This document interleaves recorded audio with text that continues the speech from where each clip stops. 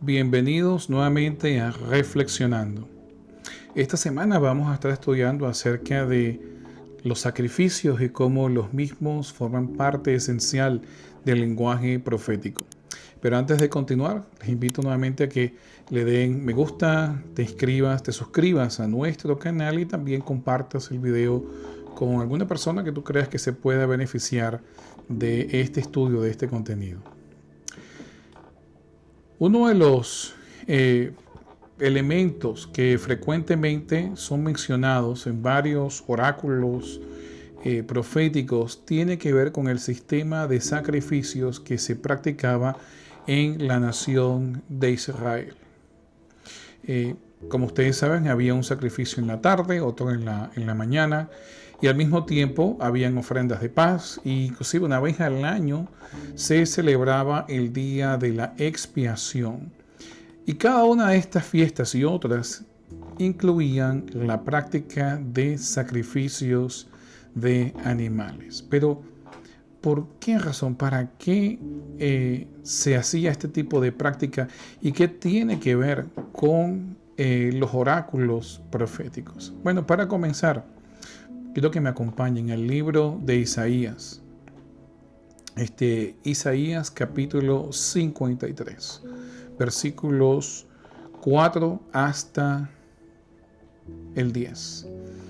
Y en el mismo se asocia la actividad o se compara la actividad de lo que se conoce como el siervo de Dios o al que nosotros conocemos como el ungido de Dios con la actividad de sacrificios. Noten, versículo 4. Ciertamente llevó él nuestras enfermedades y sufrió nuestros dolores, y nosotros le tuvimos por azotado, por herido de Dios y abatido. Mas él fue herido por nuestras rebeliones, molido por nuestros pecados. El castigo de nuestra paz fue sobre él, y por su llaga fuimos nosotros curados. Todos nosotros nos descarriamos como ovejas, cada cual se apartó por su camino, mas Jehová cargó en él el pecado de todos nosotros. Angustiado él y afligido, no abrió su boca. Como cordero fue llevado al matadero, como oveja delante de sus trasquiladores, enmudeció y no abrió su boca. Por cárcel y juicio fue quitado, y su generación, ¿quién la contará? Porque fue cortado de la tierra de los vivientes, y por la rebelión de mi pueblo fue herido. Y se dispuso con los impíos su sepultura, mas con los ricos fue su muerte, aunque nunca hizo maldad ni hubo engaño en su boca. Con todo esto, Jehová quiso quebrantarlo, sujetándole a padecimiento. Cuanto haya puesto su vida en expiación por el pecado, verá linaje, vivirá por largos días, y la voluntad de Jehová será en su mano prosperada. Aquí vemos varios elementos que vinculan este oráculo profético con el sistema de sacrificios. Primero usa las analogías, como un cordero es llevado al matadero. Es decir, está conectando directamente el sacrificio que habría de hacer a este siervo de Dios con la actividad que a diario se ejercía en Israel en todo el sistema de sacrificios. Y al final nos dice que Jehová lo ofrece como expiación por los pecados, una alusión directa al día de la expiación. En hebreo lo conocemos como el Yom Kippur, en donde se sacrificaba un cordero por los pecados de todo Israel. Pero también lo vemos en algunos oráculos del Nuevo Testamento. Por lo menos podemos nosotros ir al libro de Apocalipsis y se nos habla de un cordero inmolado o sacrificado. Vayan conmigo a Apocalipsis capítulo 5, versículos 6 al 10. Noten. Y miré, Y vi que en medio del trono y de los 4 seres vivientes y en medio de los ancianos estaba en pie un cordero como inmolado o sacrificado, que tenía 7 cuernos y 7 ojos, los cuales son los 7 espíritus de Dios enviados por toda la tierra. Y vino y tomó el libro de la mano derecha del que estaba sentado en el trono, y cuando hubo tomado el libro, los 4 seres vivientes y los 24 ancianos se postraron delante del Cordero. Todos tenían arpas y copas de oro llenas de incienso, que son las oraciones de los santos, y cantaban un nuevo cántico diciendo: digno eres de tomar el libro y de abrir sus sellos, porque tú fuiste inmolado o sacrificado, y con tu sangre nos has redimido para Dios de todo linaje, pueblo, lengua y nación, y nos has hecho para nuestro Dios reyes y sacerdotes, y reinaremos sobre la tierra. Realmente pueden ver las conexiones, la idea de un cordero que es sacrificado, que es inmolado, la idea que por la sangre de ese cordero los seres, las personas son redimidas, es decir, son perdonadas, alcanzan perdón. Todas estas ideas están establecidas en el sistema de sacrificio que imperaba en Israel.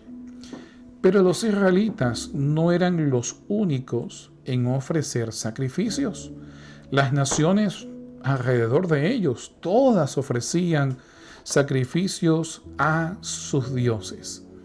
Así que no era exclusivamente los israelitas, sino que ellos también en sus sistemas de adoración incluían la idea de sacrificio. O sea, la diferencia entre los sistemas de sacrificio de las demás naciones y la de los sistemas de sacrificios de Israel es que en los sistemas de sacrificio de las otras naciones el objetivo era beneficiar a las deidades, sobre todo ofrecerles alimentos para que ellos comieran, y al mismo tiempo entonces en algunos casos hasta bendecían los alimentos, o su poder era traspasado por medio de los alimentos hacia los adoradores. Es por ello que Daniel no quiere contaminarse con la comida del rey.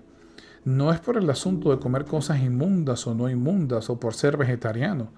Es porque no quería que de ninguna manera todos estos rituales que se practicaban en las comidas, que eran primero presentadas a los ídolos y luego traídas a la mesa del rey, ellos asumieran que cualquier conocimiento que Daniel adquiría era parte de su adoración a estos dioses extranjeros. Por lo tanto, ellos tenían que, los seres humanos, los adoradores, tenían que satisfacer las necesidades de sus deidades por medio de estos sistemas de sacrificio, para que entonces sus dioses los bendijeran con alimento, con poder político, venciendo a sus enemigos, y le diesen todos los beneficios que ellos querían. En contraste, el sistema de sacrificios israelita estaba destinado para beneficiar al que lo ofrece, al adorador. Es decir, yo había cometido una falta, necesitaba perdón de Dios, entonces llevaba a un cordero para que muriese en mi lugar o en lugar de mi familia, y Dios pudiese declararme perdonado. Era justamente para beneficio del adorador, no para beneficio del Dios de Israel. Lamentablemente, eventualmente Israel adoptó la misma filosofía que había observado en las otras naciones, y comenzaron a darle un significado al sistema de sacrificios que Dios les había dado, que era completamente diferente a la intención original que Dios había tenido. Ya no era un sistema para beneficiar necesariamente al adorador, sino que sencillamente era una forma de complacer o obedecer a Dios. Ellos adoptaron esta filosofía, pero Inicialmente en Israel, ¿cómo comenzó el sistema de sacrificios? ¿Qué dio origen? Y ojo, nosotros podemos ver que previo a Israel ya había un sistema de sacrificios. Abel ofreció sacrificios en adoración. Abraham fue a ofrecer a Isaac en sacrificio. Isaac entendía bastante bien el asunto porque le dice, ¿dónde está el cordero? Y es cuando Abraham le dice, Dios proveerá un cordero. Por lo tanto, el sistema de sacrificios precede a Israel. Pero en Israel, ¿cómo comenzó? ¿Cuál era el propósito principal? Bien, para entender esto, nosotros primero tenemos que entender el significado que espiritualmente hablando se le añade al sistema de sacrificio. Y para ello quiero que me acompañen al libro de Hebreos, capítulo 8. El libro de Hebreos, capítulo 8. Y vamos a leer a partir del versículo 1 hasta el versículo 7. Noten lo que dice. Ahora bien, el punto principal de lo que venimos diciendo es que tenemos tal sumo sacerdote. Ese sumo sacerdote es Jesús, el cual se sentó a la diestra del trono de la majestad de los cielos, ministro del santuario y de aquel verdadero tabernáculo que levantó el Señor y no el hombre. Porque todo sumo sacerdote está constituido para presentar ofrendas y sacrificios, por lo cual es necesario que también éste tenga algo que ofrecer. Así que, si estuviese sobre la tierra, ni siquiera sería sacerdote, habiendo aún sacerdotes que presentan las ofrendas según la ley, los cuales sirven a lo que es figura y sombra de las cosas celestiales, como se lo advirtió a Moisés cuando iba a erigir el tabernáculo, diciéndole, mira, haz todas las cosas conforme al modelo que se te ha mostrado en el monte. Pero ahora tanto mejor misterio es el suyo, cuanto es mediador de un mejor pacto, establecido sobre mejores promesas. Porque si aquel primero hubiera sido sin defecto, ciertamente no se hubiera procurado lugar para el segundo.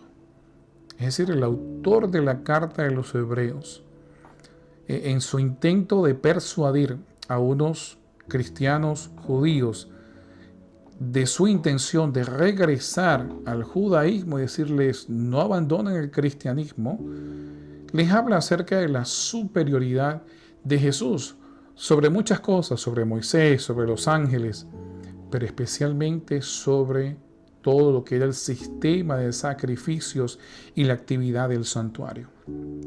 Y la razón es porque el propósito del santuario era precisamente señalar o apuntar hacia la actividad que ocurría fuera del santuario en el preámbulo celestial o en el preámbulo espiritual. Es decir, el sumo sacerdote era un símbolo de la actividad de nuestro gran sumo sacerdote Jesús. Los sacrificios eran sencillamente un símbolo del sacrificio de Cristo. Su propósito era sencillamente explicativo. Su propósito era apuntar, guiarnos hacia la actividad que Dios estaba haciendo a favor de nosotros. En el capítulo 9 de la misma carta de Hebreos, el autor continúa hablando acerca de la insensatez de pensar que el sistema de sacrificios humano en realidad podía alcanzar los objetivos que estaban destinados para la actividad que solamente Dios podía hacer.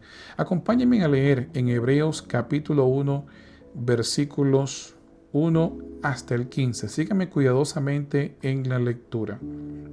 Ahora bien, aún el primer pacto tenía ordenanzas de culto y un santuario terrenal, porque el tabernáculo estaba dispuesto así.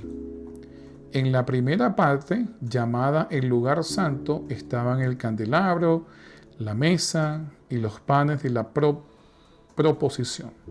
Tras el segundo velo estaba la parte del tabernáculo llamada el lugar santísimo, el cual tenía un incensario de oro y el arca del pacto cubierta de oro por todas partes, en la que estaba una urna de oro que contenía el maná, y la vara de Aarón que reverdeció y las tablas del pacto, y sobre ella los querubines de gloria que cubrían el propiciatorio, de las cuales cosas no se pueden ahora hablar en detalle.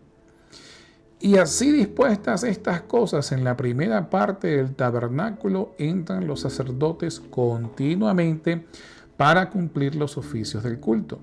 Pero en la segunda parte, solo el sumo sacerdote una vez al año, no sin sangre, la cual ofrece por sí mismo y por los pecados de ignorancia del pueblo, dando el Espíritu Santo a entender con esto que aún no se había manifestado el camino al lugar santísimo, entre tanto que la primera parte del tabernáculo estuviese en pie, lo cual es símbolo para el tiempo presente, según el cual se presentan ofrendas y sacrificios que no pueden hacer perfecto en cuanto a la conciencia al que practica este culto, ya que consiste solo de comidas y bebidas, de diversas abluciones y ordenanzas acerca de la carne, impuestas para el tiempo de reformar las cosas. Pero estando ya presente Cristo, sumo sacerdote de los bienes venideros, por el más amplio y más perfecto tabernáculo, no hecho de manos, es decir, no de esta creación, y no por sangre de machos cabríos ni de becerros, sino su propia sangre, entró una vez para siempre en el lugar santísimo, habiendo obtenido eterna redención.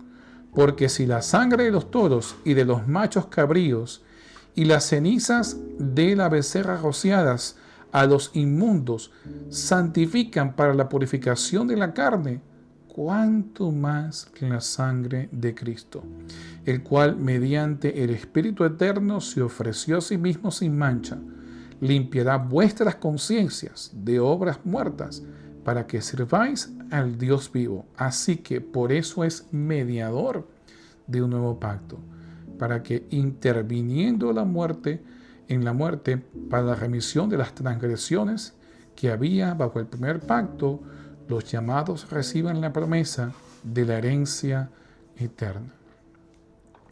¿Se dan cuenta? El sistema de sacrificios que existía en Israel tenía un solo propósito: recordarnos, guiarnos a poder percibir, entender y profundizar en el sacrificio que haría Cristo. La sangre de machos cabríos no puede limpiar la conciencia. La sangre de Cristo puede transformar. El sacrificio de Cristo nos da redención, nos da transformación y nos da perdón legítimo. Por lo tanto, nosotros podemos ver que las referencias que hay en los oráculos y las referencias que hay en los otros textos acerca de este sistema y cuál era su función coinciden perfectamente. Ahora, el tema central del sistema de sacrificios era destacar dos puntos importantísimos. El primero, la obra de Dios. Si el sistema de Israel en realidad pudiese darnos perdón, entonces sería la obra del ser humano, ¿verdad? Porque es el ser humano quien ofrece los corderos, quien ofrece los machos cabríos, quien trae, quien pide perdón. Seguro, Dios otorga el perdón, pero es la obra humana. Sin embargo, desde el punto de vista celestial, Dios es el que sacrifica, Dios es el sacrificio, Dios es el sumo sacerdote, Dios lo es todo, Dios lo hace todo. Y nosotros somos únicamente los recipientes de las bendiciones o los beneficios que emanan de este sacrificio divino que Dios hace. Es Dios quien hace el sacrificio y quien concede el perdón inmerecido, quien extiende su gracia, y es únicamente su mérito el que cuenta. Lo otro, el segundo punto esencial, es que la injusticia, la injusticia de un cordero sin culpa trae justicia. Es decir, como nos dice Isaías, como nos dice Apocalipsis, como nos dice el libro de Hebreos, la muerte de Cristo es la muerte de un inocente. Tan inocente como un cordero que yo llevo al matadero, que no hizo nada para merecer el castigo que yo merezco, pero muere en mi lugar. Esa era toda la idea. Es una víctima inocente. Es una injusticia. Y si Dios la cargara sobre otra persona, Dios sería injusto, pero por eso Pablo nos dice en Romanos capítulo 3, que luego de ofrecer el sacrificio, ofrecerse a sí mismo, él mismo decide sacrificarse, hace que Dios sea el que justifica y que al mismo tiempo sea justo. Es su muerte injusta lo que hace que yo obtenga la vida eterna. Por lo tanto, la injusticia sobre Dios trae entonces el desarrollo de su justicia basada en su amor. Noten lo que dice Romanos 3, Pablo en esta discusión, Romanos 3, capítulo 21, versículos 21 al 29. Pero ahora, aparte de la ley, se ha manifestado la justicia de Dios, testificada por la ley y por los profetas.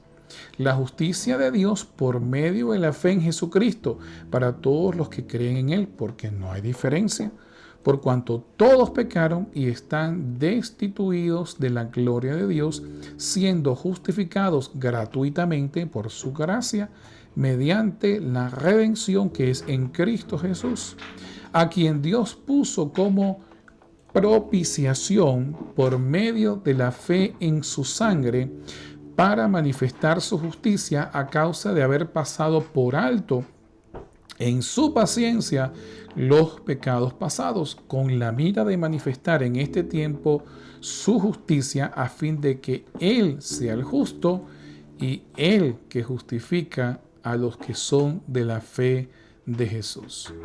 ¿Dónde está la jactancia? Queda excluida. ¿Por cuál ley? ¿Por la de las obras? No, sino por la ley de la fe. Concluimos pues que el hombre es justificado por fe sin las obras de la ley. ¿Es Dios solamente Dios de los judíos? ¿No es también Dios de los gentiles? Ciertamente también de los gentiles, porque Dios es uno y Él justificará por la fe a los de la circuncisión y por medio de la fe a los de la incircuncisión. En todo este discurso, Pablo está resaltando el hecho de que Dios es el quien obra, crea, ejecuta y hace efectiva el plan de redención. El sistema de sacrificio sencillamente es un ejemplo humano, una analogía humana que nos lleva a entender lo que Dios ha hecho. Era imposible que los corderos o los otros animales ofrecidos pudiesen tener alguna culpa del pecado por el cual estaban siendo inmolados o sacrificados. De la misma manera, Dios no tenía culpa del autosacrificio que iba a hacer por medio de la persona de Jesús. Debemos recordar nosotros que Juan comienza su evangelio estableciendo una verdad importantísima para entender este sistema de sacrificios. Juan 1:1 nos dice: en el principio era el verbo, y el verbo era con Dios, y el verbo era Dios. Este era en el principio con Dios, y todas las cosas por Él fueron hechas, y sin Él nada de lo que había sido hecho fue hecho. Por lo tanto, cuando nosotros vemos a Cristo en la cruz, cuando nosotros recordamos los eventos del Calvario, necesitamos recordar que si yo sigo las palabras de Juan, quien estaba en la cruz no era otro, sino Dios. Por eso, en el mismo capítulo, Juan 1:14, noten lo que nos dice este verbo, ¿verdad? Que era Dios y estaba con Dios desde el principio. Ahora hace un acto, ahora ocurre algo que hace una transformación en el versículo 14. Y aquel verbo fue hecho carne y habitó entre nosotros y vimos su gloria, como la gloria del unigénito del Padre, lleno de gracia y de verdad. Y Juan mismo, unos versículos más abajo, en el versículo 29, noten lo que añade en cuanto a este ser que es Dios. En el versículo 14, se hace hombre, y en el versículo 29, noten cómo Juan lo compara. Al siguiente día vio Juan a Jesús que venía a él y dijo: he aquí el Cordero de Dios que quita el pecado del mundo. ¿Se dan cuenta de la dirección de Juan? Juan comienza diciendo: es Dios. Después dice: Dios se hizo hombre. Y este Dios hecho hombre es el Cordero de Dios que quita el pecado del mundo. Eventualmente es Dios quien sacrifica a Dios. Y es justamente a ese evento que el sistema de sacrificios está apuntando. Es por esta razón que no es necesario hoy observar ya el sistema de sacrificios o todas las fiestas que apuntaban hacia la obra de Jesús. No es obligatorio, no nos compele hacerlo, por la sencilla razón de que todas estas fiestas, todo este servicio de sacrificios tenían su cumplimiento, su propósito en la obra que Dios estaba haciendo con Dios. Dios sacrificando a Dios. En su conversación con Nicodemo, Jesús vuelve, resalta nuevamente esta idea. Noten lo que leemos en Juan capítulo 3, versículos 14 al 17. Juan capítulo 3, versículos 14 al 17. Y como Moisés levantó la serpiente en el desierto, así es necesario que el Hijo del Hombre sea levantado. Haciendo la alusión al episodio cuando los israelitas se rebelaron en contra de Dios, Dios mandó serpientes, los comenzaron a morder, comenzaron a morir por el veneno de las serpientes y pidieron a Dios que hiciera algo, y Dios le ordenó a Moisés que si una serpiente de bronce la levantara en un palo de madero para que todo el que lo viera fuese sanado. Y en este caso Jesús está haciendo alusión a la forma en que Él va a morir. Va a ser levantado en un madero y de la misma manera como miraban a la serpiente para buscar salvación, tenían que mirar a Jesús para también encontrar salvación. Versículo 15. Para que todo aquel que en Él cree no se pierda, mas tenga vida eterna. Porque de tal manera amó Dios al mundo que ha dado a su Hijo unigénito para que todo aquel que en Él cree no se pierda, mas tenga vida eterna. Porque no envió Dios a su Hijo al mundo para condenar al mundo, sino para que el mundo sea salvo por Él. Algunos confunden esta expresión de Hijo de Dios como que Jesús es inferior a Dios el Padre. Tenemos que entender que estos son títulos y que cada uno de estos títulos representa un aspecto de la persona de la Trinidad a la cual se está haciendo referencia. El título Hijo de Dios nosotros lo podemos encontrar en Lucas, Lucas capítulo 1, cuando el ángel conversa con María y María le pregunta: ¿cómo va a ser posible que yo quede embarazada si yo no estoy casada? Y el ángel le responde: porque el Espíritu Santo va a hacer esto. Y por esta razón, lo que va a salir de tu vientre va a ser llamado Hijo de Dios. Es una referencia directa a la encarnación de Dios, al hecho de que Dios se vuelva hombre. No es una referencia al estatus de superioridad o a la jerarquía divina. Por el contrario, el texto es claro cuando nos presenta a Jesús como Dios y a Dios el Padre como Dios. Y si nosotros lo tomamos desde esa perspectiva, cuando nosotros vemos lo que ocurre en el Calvario, es Dios ofreciendo a Dios como un cordero para ser inmolado por el pecado de otros. Es Dios quien se ofrece a sí mismo como el sacrificio expiatorio o como el sacrificio de la propiciación o la redención, la eliminación, el perdón de nuestros pecados. Hebreos 10, versículos 3 hasta el 12, más o menos refleja una idea similar. Noten lo que dice. Pero en estos sacrificios cada año se hace memoria de los pecados, porque la sangre de todos y de los machos cabríos no puede quitar los pecados. Por lo cual, entrando en el mundo, dice, sacrificio y ofrenda no quisiste. Me preparaste cuerpo. Holocaustos y expiaciones por el pecado no te agradaron. Entonces dije, he aquí que venga, oh Dios, para hacer tu voluntad, como en el rollo del libro está escrito de mí, diciendo primero, sacrificio y ofrenda y holocaustos y expiaciones por el pecado no quisiste ni te agradaron, las cuales cosas se ofrecen según la ley, y diciendo luego, he aquí que vengo, oh Dios, para hacer tu voluntad, quita lo primero para establecer lo último. En esta voluntad somos santificados mediante la ofrenda del cuerpo de Jesucristo hecha una vez para siempre. Ciertamente todo sacerdote está día tras día ministrando y ofreciendo muchas veces los mismos sacrificios, que nunca pueden quitar los pecados. Pero Cristo, habiendo ofrecido una vez para siempre un solo sacrificio por los pecados, se ha sentado a la diestra de Dios. Es decir, está en el mismo puesto de soberanía. Todo el sistema de sacrificios tenía como objetivo resaltar la obra de Dios, sacrificando a Dios para la redención de los seres que Él había creado.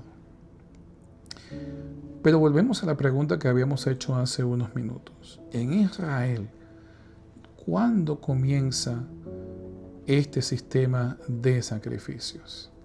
Y para ello tenemos que ir a una fiesta muy importante, al comienzo una fiesta muy importante llamada la fiesta de la Pascua. Ahora, esta fiesta era muy importante porque en los demás sistemas, en los demás momentos de sacrificios, habían provisiones para que por lo menos una familia pobre, ¿verdad?, ofreciera diferentes animales. Hay provisiones para ofrecer becerros, aves, cabras, etc. Pero en esta fiesta en particular, solamente se podía ofrecer un cordero, y esto es de primordial importancia. Ahora, los demás animales eran ofrecidos en los sacrificios diarios, pero en el día de la expiación, solo un cordero podía ser ofrecido.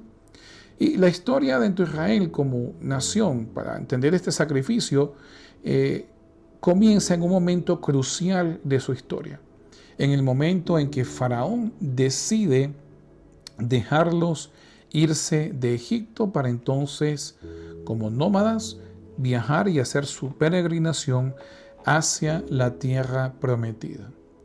Vamos a ver ese momento en la historia, justo antes de que Faraón los deje ir, qué es lo que lo persuade a que finalmente dejarlos ir. En Éxodo capítulo 12, versículos 1 hasta el 13. Síganme en la lectura. Habló Jehová a Moisés y a Aarón en la tierra de Egipto, diciendo, este mes os será principio de los meses, para vosotros será este el primero en los meses del año. Hablad a toda la congregación de Israel diciendo, en el 10 de este mes, tómese cada uno un cordero según las familias de los padres, un cordero por familia. Mas si la familia fuere tan pequeña que no baste para comer el cordero, entonces él y su vecino inmediato a su casa tomarán uno según el número de las personas conforme al comer de cada hombre. Haréis la cuenta sobre el cordero.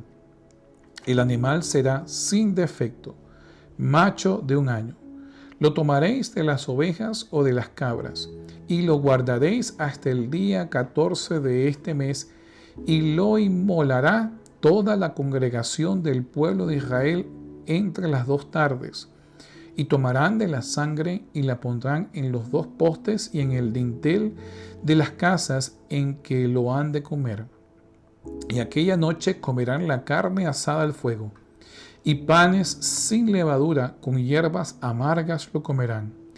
Ninguna cosa comeréis de él cruda, ni cocida en agua, sino asada al fuego, su cabeza con sus pies y sus entrañas. Ninguna cosa dejaréis de él hasta la mañana, y lo que quedare hasta la mañana lo quemaréis en el fuego. Y lo comeréis así, ceñidos vuestros lomos, vuestro calzado en vuestros pies y vuestro bordón en vuestra mano, y lo comeréis apresuradamente. Es la Pascua de Jehová. Pues yo pasaré aquella noche por la tierra de Egipto y heriré a todo primogénito en la tierra de Egipto, así de los hombres como de las bestias, y ejecutaré mis juicios en todos los dioses de Egipto. Yo Jehová. La sangre os será por señal en las casas donde vosotros estéis, y veré la sangre y pasaré de vosotros, y no habrá en vosotros plaga de mortandad cuando hiere la tierra de Egipto. Dios está ejecutando el plan final. Ya han habido 9 plagas, y el corazón de Faraón lo que ha hecho es endurecerse. Israel necesita liberación final de la esclavitud, y Dios ejerce este último acto que simbolizaba, en el caso de Israel, que iba a persuadir finalmente a Faraón para que dejara a Israel irse de Egipto y poder transitar hacia la tierra de Canaán, pero que espiritualmente hablando era un símbolo del sacrificio que Dios haría a fin de que todos aquellos que en Él creyeran pudiesen dejar la esclavitud del pecado y transicionar hacia la Canaán celestial. Nosotros la conocemos como la fiesta de la Pascua, y es importante nosotros entender que en esta fiesta no se hacían excepciones, solamente se permitía un cordero, o en casos, y si una familia no tenía ni cabritos ni corderos, entonces tenía que unirse a otra familia. Pero no se permitían becerros, no se permitían aves, ningún otro tipo de sacrificio. El nombre de esta fiesta en hebreo se llama Pasá, en griego se llama Pasca, y en latín Pase. Hay debate en cuanto a la etimología o cuál es el significado de esta fiesta, de esta frase, de esta palabra. Algunos piensan que es la idea de pasar por encima de algo. Otros la asocian con una ceremonia que hacían las tribus nómadas relacionadas al ciclo de la agricultura, para entonces celebrar la llegada de la primavera, con un ritual llamado, un ritual tipo apotropaico, es decir, un ritual para celebrar donde se derramaba la sangre y se exaltaba el hecho de que ahora venía la cosecha. Ahora, Dios dio parámetros exactos acerca de cómo este posiblemente popular festival dentro de tribus nómadas se celebraba, cómo Dios le cambió el significado y cómo Israel debía celebrarlo. Acompáñenme a continuar leyendo en Éxodos capítulo 12 a partir del versículo 14 al 20. Noten: y este día os será en memoria, y lo celebraréis como fiesta solemne para Jehová durante vuestras generaciones. Por estatuto perpetuo lo celebraréis. 7 días comeréis panes sin levadura. Así el primer día haréis que no haya levadura en vuestras casas, porque cualquiera que comiere leudado desde el primer día hasta el 7º será cortado de Israel. El primer día habrá santa convocación y asimismo en el séptimo día tendréis una santa convocación. Ninguna obra se hará en ellos excepto solamente que preparéis lo que cada cual haya de comer. Y guardaréis la fiesta de los panes sin levadura, porque en este mismo día saqué vuestras huestes de la tierra de Egipto. Por tanto, guardaréis este mandamiento en vuestras generaciones por costumbre perpetua. En el mes primero comeréis los panes sin levadura, desde el día 14 del mes por la tarde hasta el 21 del mes por la tarde. Por 7 días no se hallará levadura en vuestras casas, porque cualquiera que comiere leudado, así extranjero como natural del país, será cortado de la congregación de Israel. Ninguna cosa leudada comeréis, en todas vuestras habitaciones comeréis panes sin levadura. Por lo tanto, es una mezcla de nada que corrompiera, de un animal sin ningún tipo de efecto y de una experiencia amarga, hierbas amargas que señalaban lo difícil, lo duro que iba a ser para Dios tener que pasar por este proceso. Pero los últimos versículos de esta descripción son muy importantes, porque usan un término específico que nosotros tenemos que aplicar a todo lo que es el sistema de sacrificios y cómo es representado dentro de los oráculos proféticos. Lean conmigo de los versículos 24 al 27. Noten: guardaréis esto por estatuto para vosotros y para vuestros hijos para siempre. Y cuando entréis en la tierra que Jehová os dará, como prometió, guardaréis este rito. Y cuando os dijeren vuestros hijos: ¿qué es este rito vuestro?, vosotros responderéis. Noten la respuesta: es la víctima de la Pascua de Jehová, el cual pasó por encima de las casas de los hijos de Israel en Egipto cuando hirió a los egipcios y libró nuestras casas. Entonces el pueblo se inclinó y adoró. ¿Se dan cuenta del término? Es la víctima de la Pascua de Jehová. Ahora, obviamente los israelitas entendieron esto como es la víctima ofrecida a Jehová.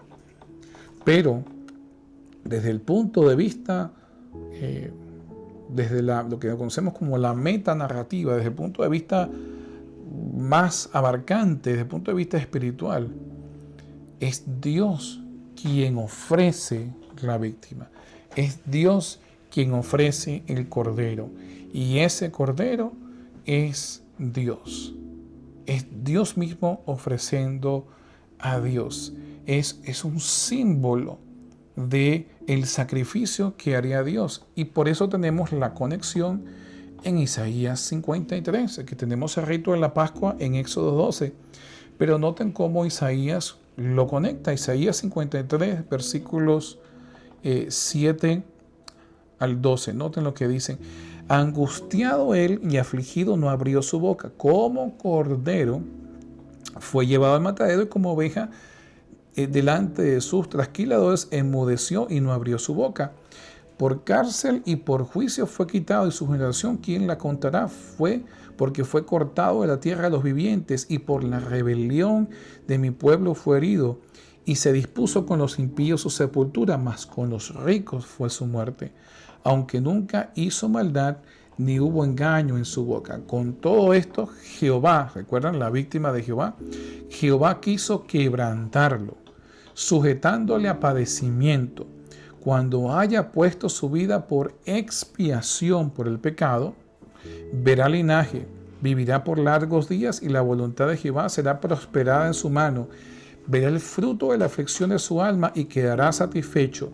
Por su conocimiento justificará mi siervo justo a muchos y llevará las iniquidades de ellos. Por tanto, yo le daré parte con los grandes, y con los fuertes repartirá despojo, por cuanto derramó su vida hasta la muerte y fue contado con los pecadores, habiendo él llevado el pecado de muchos y orado por los transgresores.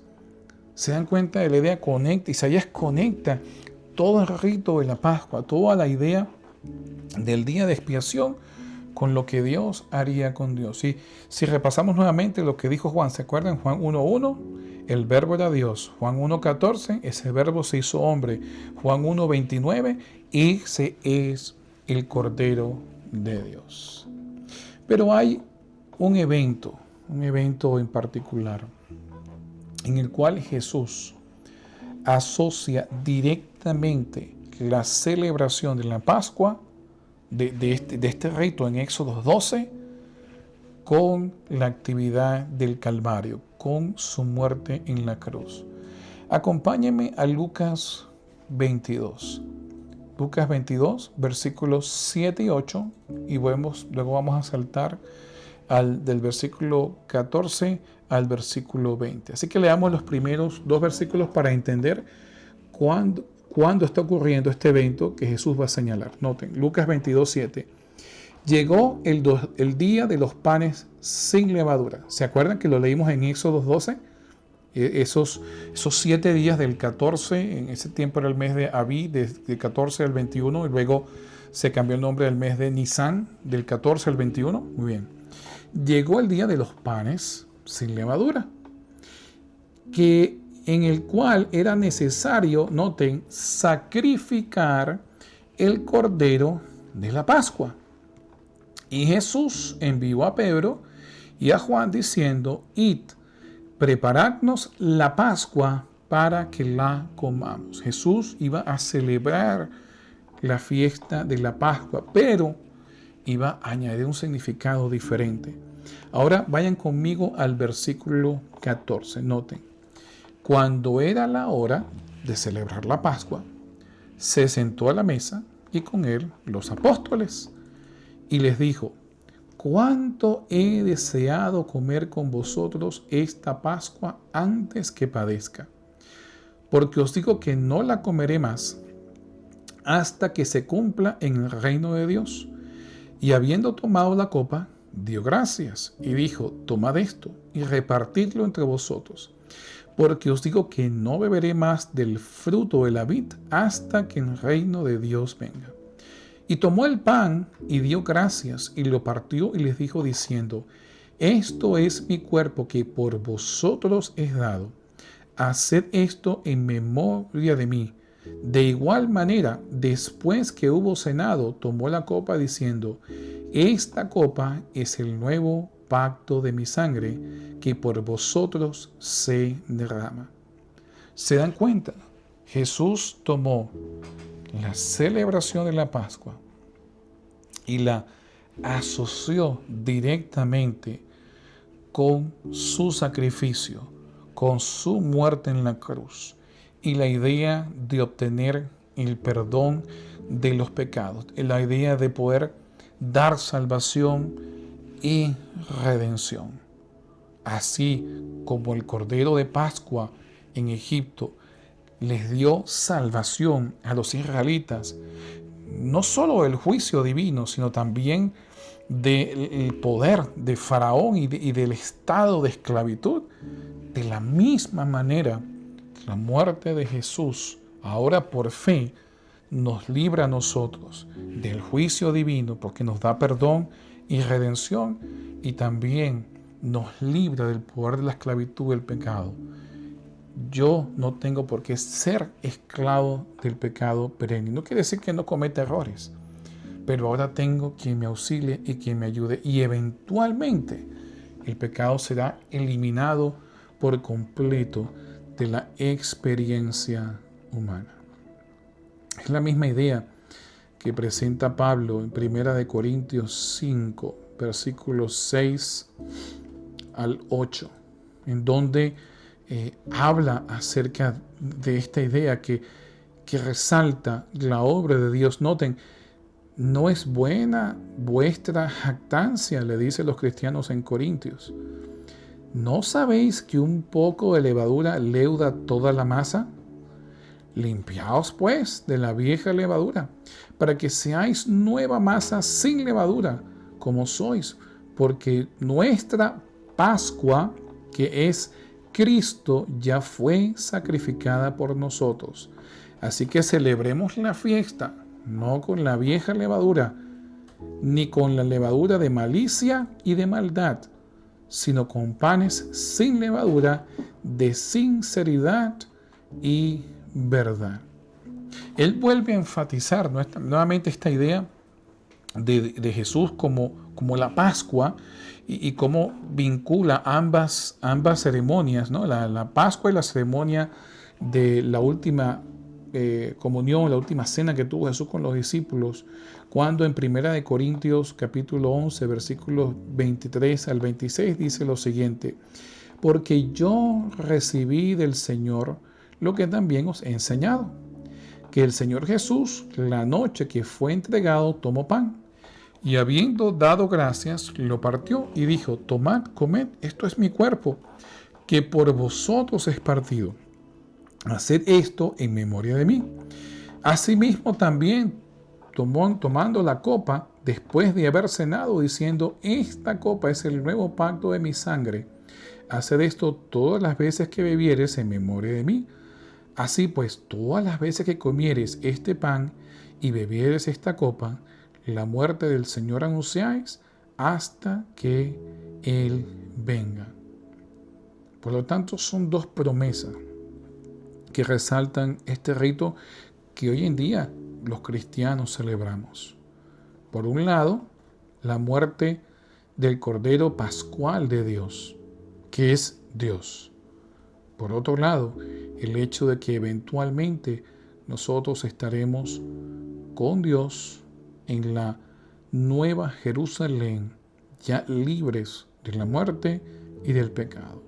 Esta idea permea casi que todos los oráculos proféticos que tienen que ver con la redención.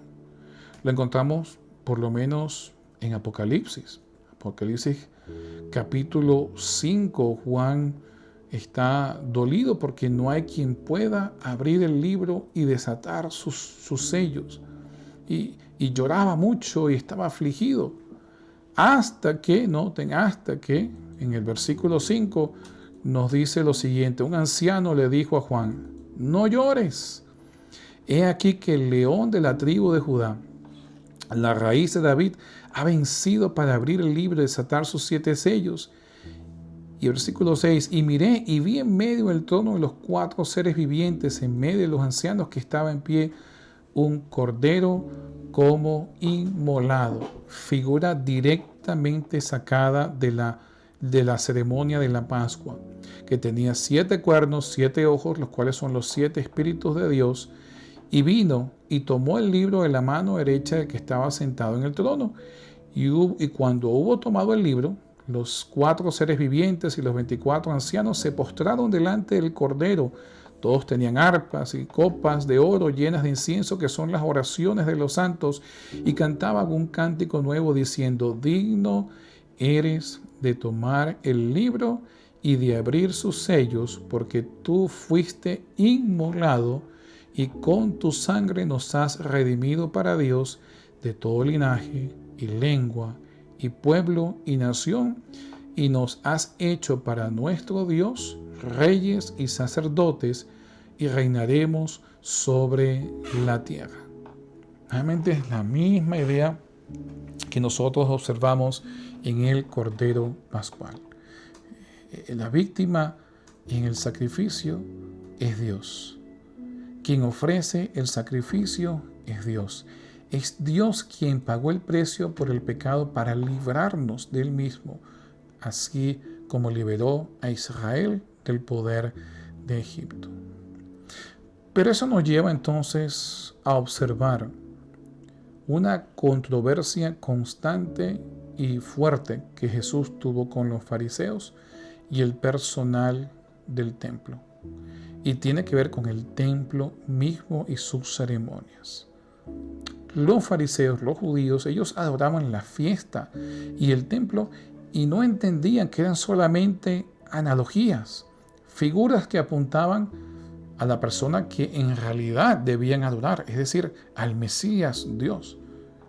Por el contrario, ellos consideraban el templo como el símbolo de la presencia de Dios en medio de ellos, y nada era más elevado que el templo. Noten lo que nos dice Ageo en su libro profético, en su oráculo, el capítulo 2, versículos 6 al 9. Porque así dice Jehová de los ejércitos: de aquí a poco yo haré temblar los cielos y la tierra, el mar y la tierra seca. Y haré temblar a todas las naciones, y vendrá el deseado de todas las naciones. Y llenaré de gloria esta casa, ha dicho Jehová de los ejércitos. Mía es la plata, mío es el oro, dice Jehová de los ejércitos. La gloria postrera de esta casa será mayor que la primera, ha dicho Jehová de los ejércitos, y daré paz en este lugar, dice Jehová de los ejércitos. Pero ¿por qué razón Ageo dice que la gloria postrera será mejor que la primera? No se está refiriendo al esplendor, no se está refiriendo a más oro y más plata, se está refiriendo a la presencia de esta persona que Ageo identifica como el deseado de todas las gentes, que Isaías identifica como el siervo de Dios, que Daniel identifica en Daniel capítulo 9 como el Mesías que habría de ser muerto, que el Nuevo Testamento identifica como el Cordero de Dios. Jesús, en su controversia con los fariseos acerca del templo, precisamente destaca la idea de que Él es superior al templo. Vayan conmigo a Mateo capítulo 12, versículos 1 al 7, para que leamos un poco acerca de esta controversia. En aquel tiempo iba Jesús por los sembrados en un día de reposo, y sus discípulos tuvieron hambre, y comenzaron a arrancar espigas y a comer. Viéndolo, los fariseos le dijeron: he aquí tus discípulos hacen lo que no es lícito hacer en el día de reposo. Pero él les dijo: ¿no habéis leído lo que hizo David cuando él y los que con él estaban tuvieron hambre? Cómo entró en la casa de Dios y comió los panes de la proposición, que no les era lícito comer ni a él ni a los que con él estaban, sino solamente a los sacerdotes. ¿O no habéis leído en la ley cómo en el día de reposo los sacerdotes en el templo profanan el día de reposo y son sin culpa? Pues os digo que uno mayor que el templo está aquí. Y si supieseis qué significa misericordia quiero y no sacrificio, no condenaríais a los inocentes, porque el Hijo de Dios es Señor del día de reposo. ¿Se dan cuenta del valor que Jesús le atribuye al templo? O sea, Jesús está mostrando diferentes ocasiones en el cual el valor del templo fue secundario dependiendo del contexto. Por un lado, David, que tenía sangre en sus manos, estaba huyendo de Saúl, entró y el sumo sacerdote le dio los panes y Dios no lo culpó por eso, porque había un contexto en el cual satisfacer el hambre de David y sus hombres era mucho más importante que observar la religiosidad que había en el templo. De hecho, Jesús también arguye de que todos los sábados el sumo sacerdote transgredía el sábado en el templo. Pero era necesario porque era un acto de misericordia. Por lo tanto, la idea de misericordia está por encima de la religiosidad e inclusive de todos los ritos de sacrificio que había en el templo. El propósito era misericordia. Y Jesús culmina su argumento con los fariseos diciendo: yo soy mayor que el templo. En otra ocasión, Jesús fue un poco más drástico y acusó a los fariseos de haber hecho algo terrible con el templo. En vez de cumplir su función, llamémosle profética, de señalar a la obra de Dios las actividades y la religiosidad que los fariseos habían colocado sobre un objeto, había hecho que su valor no solo hubiese sido cambiado, sino que lo hubiesen transformado. En Mateo 21, 12 al 13 nos dice: y entró Jesús en el templo de Dios, y echó fuera a todos los que vendían y compraban en el templo, y volcó las mesas de los cambistas y las sillas de los que vendían palomas, y les dijo: escrito está, mi casa, casa de oración será llamada, mas vosotros la habéis hecho cueva de ladrones.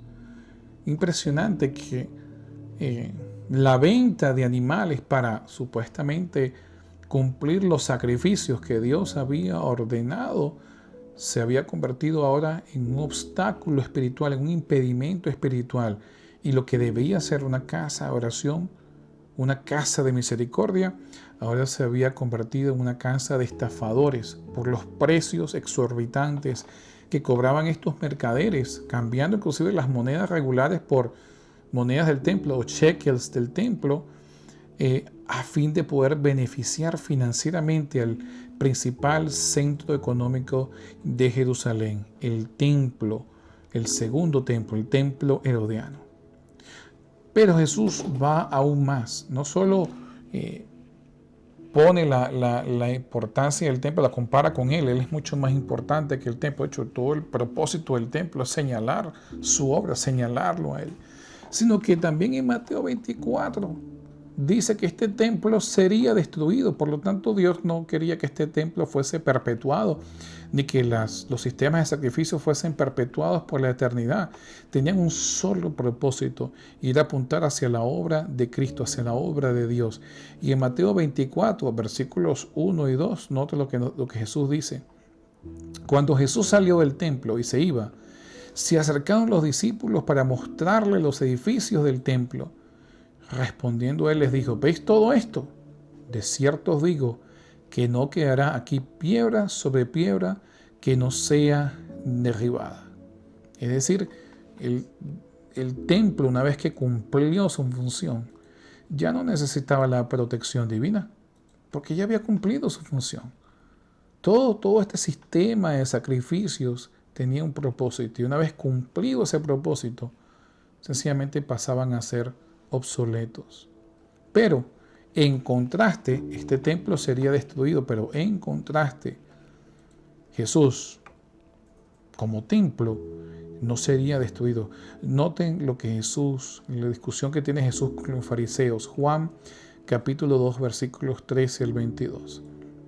Estaba cerca la Pascua de los judíos y subió Jesús a Jerusalén y halló en el templo a los que vendían bueyes, ovejas y palomas, y a los cambistas allí sentados. Y haciendo un azote de cuerdas, echó fuera del templo a todos, a las ovejas y a los bueyes, y esparció las monedas de los cambistas, y volcó las mesas, y les dijo a los que vendían palomas: quitad esto de aquí, y no hagáis de la casa de mi padre casa de mercado. Entonces se acordaron sus discípulos que está escrito: el celo de tu casa me consume. Y los judíos respondieron y le dijeron: ¿qué señal nos muestras, ya que haces esto? Respondió Jesús y les dijo: destruid este templo y en 3 días lo levantaré. Dijeron luego los judíos: en 46 años fue edificado este templo, y tú crees, y tú en 3 días lo levantarás. Mas él hablaba del templo de su cuerpo. Por tanto, cuando resucitó de entre los muertos, sus discípulos se acordaron que había dicho esto, y creyeron la escritura y la palabra que Jesús había dicho. Los judíos tenían sus ojos fijos en el templo de Jerusalén, pero Jesús les dice: miren, este templo va a ser destruido, y luego, y ustedes van a querer destruirme a mí, pero este templo, mi cuerpo, este no va a ser destruido, sino que va a levantarse en 3 días, señalando hacia el momento de la resurrección. El templo sin Jesús no tiene sentido, no tiene sentido. De hecho, el propósito del templo es indicar la obra mesiánica y de sacrificio que haría Jesús. No era el Cordero de Pascua del Éxodo, sino el Cordero de Pascua del Calvario. Ahora, finalmente, quisiera recordar con ustedes algunos de los atributos del que el Cordero sacrificado tiene. Y uno de esos atributos principales que tiene este cordero sacrificado y por el cual nosotros entendemos que es Dios sacrificando a Dios, es ser creador de todas las cosas. En el Antiguo Testamento hay ciertas frases que hablan de Dios como creador o en donde Dios conversa, en las cuales se usa el primer pronombre en plural. Algunos académicos lo llaman el plural majestuoso, porque no tiene sentido, ¿verdad?, de tener un sujeto en plural cuando el verbo está en singular. Y no tiene sentido de que una persona esté hablando con otra persona si no hay otra persona. Y a esto entonces los académicos, a los términos estos plurales, han llamado el plural majestuoso. Uno de ellos es el famoso término Elohim. Cuando se habla de la creación en Génesis, ustedes ven que no usa la palabra Dios, sino que usa la palabra dioses, Elohim. Y en Génesis 1:26, en la creación del hombre, hay una declaración bastante curiosa. Noten lo que dice. Entonces dijo Dios: hagamos al hombre a nuestra imagen, conforme a nuestra semejanza, y señoreen en los peces del mar, en las aves de los cielos, en las bestias, en toda la tierra y en todo animal que se arrastra sobre la tierra. ¿Se dan cuenta? Hagamos a nuestra imagen, conforme a nuestra semejanza. Es un Dios, pero aquí está hablando en plural. Y a esto le dicen el famoso plural majestuoso. En Génesis 23:22, que lo acabamos de leer con la caída del hombre, tenemos todos estos plurales majestuosos. Noten lo que dice. Y dijo Jehová Dios, ¿no? He aquí el hombre es como uno de nosotros, sabiendo el bien y el mal. Pero ¿a qué se refieren estos plurales majestuosos? Son sencillamente un instrumento gramatical para reflejar la majestuosidad de Dios, que no puede concebirse en un número singular. Es un poco difícil porque existen muchas otras ocasiones en las cuales Dios se presenta en forma singular, gramaticalmente hablando. Sin embargo, hay algunos versículos en el Nuevo Testamento que quizás nos explican por qué razón existen estos plurales, estas referencias en plural. Uno lo hemos leído ya varias veces a lo largo de este estudio, pero quiero que lo repasemos una vez más. Juan capítulo 1, versículos 1 al 3. Nuevamente léanlo con detenimiento. En el principio era el verbo, y el verbo era con Dios, y el verbo era Dios. Este era en el principio, y todas las cosas fueron hechas por Él, y sin Él nada de lo que ha sido hecho fue hecho. Juan 1:1 nos presenta una fotografía de dos seres. Un ser es el verbo y el otro ser es Dios. Y nos dice que el verbo estaba con Dios e igualmente nos afirma que el verbo era Dios. Y nos dice que este verbo, todo fue creado por medio, a través de Él, que no hay nada que exista que no haya sido creado por Él o sin Él. Todo fue hecho por Él. Por lo tanto, en Juan 1, como ya hemos visto, en 1:14 nos habla que este verbo se hizo humano, y luego en el 29 nos dice es el Cordero de Dios, es el mismo Creador. Por lo tanto, el Cordero que es sacrificado en el Calvario, el Cordero de Dios, el Cordero que muere, que es Cristo, también es creador de todas las cosas. La misma idea se vuelve a repetir en el libro de Hebreos. En el libro de Hebreos capítulo 1, versículos 1 al 3, nos da la misma idea. Noten. Dios, habiendo hablado muchas veces y de muchas maneras en otro tiempo a los padres por los profetas, en estos postreros días nos ha hablado por el Hijo, a quien constituyó heredero de todo y por quien asimismo hizo el universo, el cual, siendo el resplandor de su gloria y la imagen misma de su sustancia, y quien sustenta todas las cosas con la palabra de su poder, habiendo efectuado la purificación de nuestros pecados por medio de sí mismo, se sentó a la diestra de la majestad en las alturas. Es decir, según el autor de Hebreo, en sus primeras palabras iniciales de su carta, nos dice dos cosas. Uno, la purificación de nuestros pecados se hizo por medio de Cristo. Dos, es Cristo, a través de quien Dios hizo el universo. Usa la palabra en griego cosmos, es decir, todo lo que existe. Por lo tanto, Jesús es el sacrificio y es también el creador. Y finalmente, déjenme terminar con las palabras de Pablo, en primera de Colosenses. ¿Okay? Pablo afirma la misma idea, la afirma Juan, la afirma el autor de Hebreos, que es desconocido, y la afirma Pablo en Colosenses. No es lo que dice en Colosenses capítulo 1, versículos 15 al 20.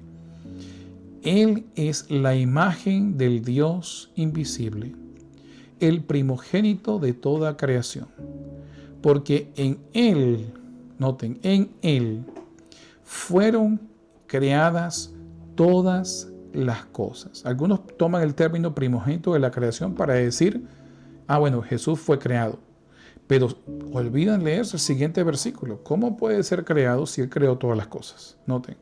Porque en Él fueron creadas todas las cosas, las que hay en los cielos, las que hay en la tierra, visibles e invisibles, sean tronos, sean dominios, sean principados, sean potestades.